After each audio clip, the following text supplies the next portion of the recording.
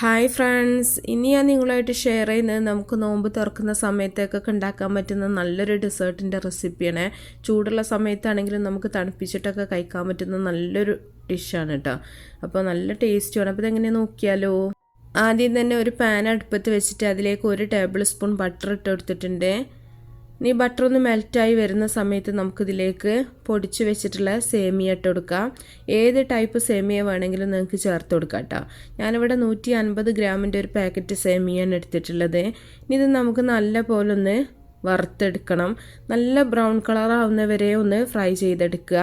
സാധാരണ നമ്മൾ പായസത്തിലേക്കൊക്കെ ഉണ്ടാക്കുമ്പോൾ അധികം അങ്ങോട്ട് ബ്രൗൺ ആക്കാറില്ല. അപ്പോൾ ഇതിൽ നല്ലൊരു ബ്രൗൺ കളർ ആകുമ്പോഴാണ് കാണുമ്പോൾ നല്ല ടേസ്റ്റ്, അതുപോലെ കഴിക്കുമ്പോഴും നല്ല ടേസ്റ്റാണ് കേട്ടോ. അപ്പോൾ നമുക്കിത് കരിയാണ്ട് തന്നെ നല്ലോണം ഇളക്കിയിട്ട് ഒന്ന് ഫ്രൈ ചെയ്തെടുക്കാം. ഇപ്പോൾ വണ്ണം കുറഞ്ഞ സേമിയ വണ്ണമുള്ള സേമിയ ഒക്കെ ആണെങ്കിലും കുഴപ്പമൊന്നുമില്ല കേട്ടോ. ഏതാ നിങ്ങളുടെ കയ്യിലുള്ള സേമിയ വെച്ചിട്ട് നിങ്ങൾക്ക് ചെയ്യാൻ പറ്റും. അപ്പോൾ ഇത് ബട്ടറിൽ തന്നെ നിങ്ങൾ റോസ്റ്റ് ചെയ്തെടുക്കുക. നെയ്യിൽ ചെയ്യുന്നേക്കാളും ബട്ടറിൽ ചെയ്യുമ്പോഴാണ് കൂടുതൽ ടേസ്റ്റ്. അപ്പോൾ നല്ല പോലെ ഒന്ന് ഫ്രൈ ആക്കി എടുത്തിട്ടുണ്ട്. കരിയാണ്ട് തന്നെ ഫ്രൈ ആക്കി എടുക്കുക കേട്ടോ. ഇനി നല്ല പോലെ ഫ്രൈ ആയതിന് ശേഷം നമ്മളിത് തീ ഓഫ് ചെയ്യാണ്.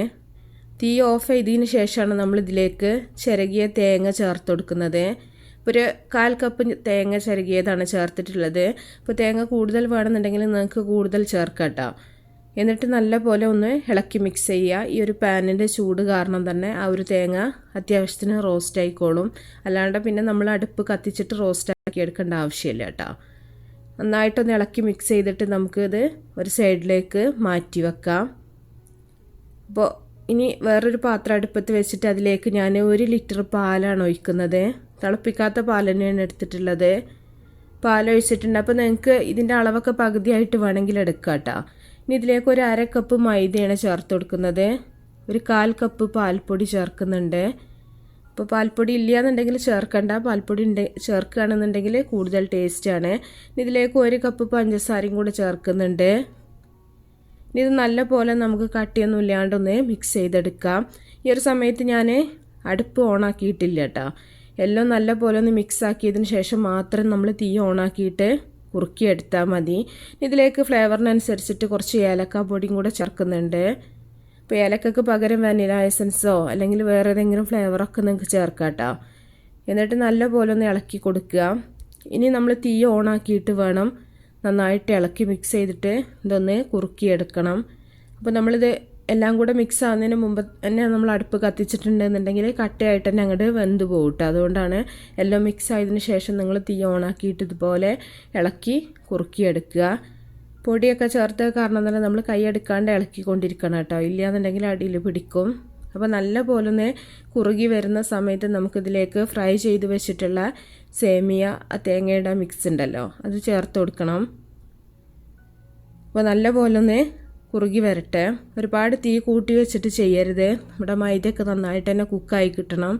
അപ്പോൾ നല്ല പോലെ ഒന്ന് കുറുകിയതിന് ശേഷം നമുക്ക് ഈ ഒരു സേമിയയുടെ മിക്സ് ഇതിലേക്ക് ചേർത്ത് കൊടുക്കുക. നിങ്ങൾക്ക് ഞാൻ പറഞ്ഞില്ല ഏത് അളവിലും ചെയ്യാം കേട്ടോ അത്. എന്നിട്ട് നല്ല പോലെ ഇളക്കി മിക്സ് ചെയ്യുക.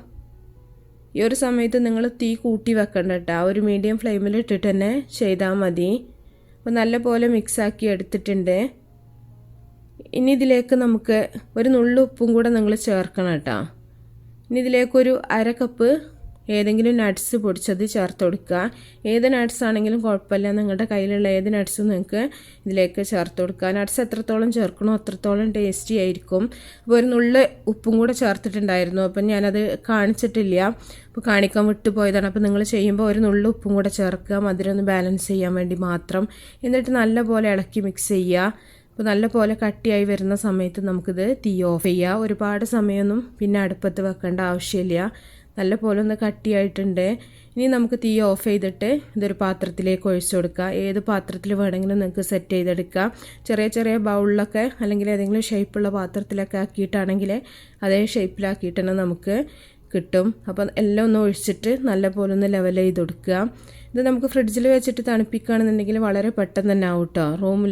നമ്മൾ റൂം ടെമ്പറേച്ചറിൽ വെക്കുകയാണെന്നുണ്ടെങ്കിലും ഒരു 2 മണിക്കൂറൊക്കെ വെച്ചാൽ തന്നെ നല്ല പോലെ തന്നെ ആയി കിട്ടും. എന്നിട്ട് നമുക്ക് ഇഷ്ടമുള്ള ഷേപ്പിൽ ഇത് മുറിച്ചെടുക്കുക. അത്രയേ ഉള്ളൂ.